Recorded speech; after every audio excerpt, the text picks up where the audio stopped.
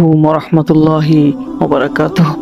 আজ আমরা এমন কিছু লোকের কথা বলবো যারা নিজেদের ভালো মানুষ মনে করে, নিজেদের কাজকে দ্বীনি খেদমত বলে মনে করে, কিন্তু তাদের কাজে সমাজে বিশৃঙ্খলা ছড়ায়।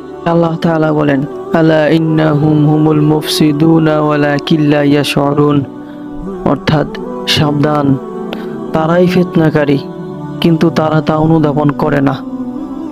সূরা বাকারা আয়াত 12। এই আয়াতটি মূলত মুনাফিকদের ব্যাপারে নাজিল হয়েছে।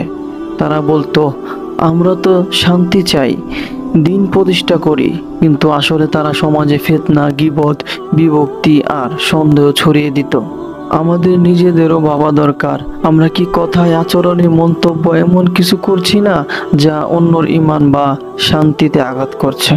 আল্লাহ আমাদের যেন সেই সব লোকদের অন্তর্ভুক্ত না করেন যারা ফিতনা ছড়ায় কিন্তু বুঝতে পারে না। আমরা যেন সব সময় নিজের আমল যাচাই করি আর আল্লাহর কাছে হেদায়েত চাই। এমন আরো কোরআন ভিত্তিক চিন্তাশীল আলোচনা পেতে চ্যানেলটি সাবস্ক্রাইব করুন, বেল আইকন প্রেস করে নিন যেন কিছুই মিস না হয়। আল্লাহ তাআলা আমাদের সবাইকে সঠিক পথে রাখুক, আমিন ইয়া রাব্বাল আলামিন। আসসালামু আলাইকুম ওয়া রাহমাতুল্লাহ।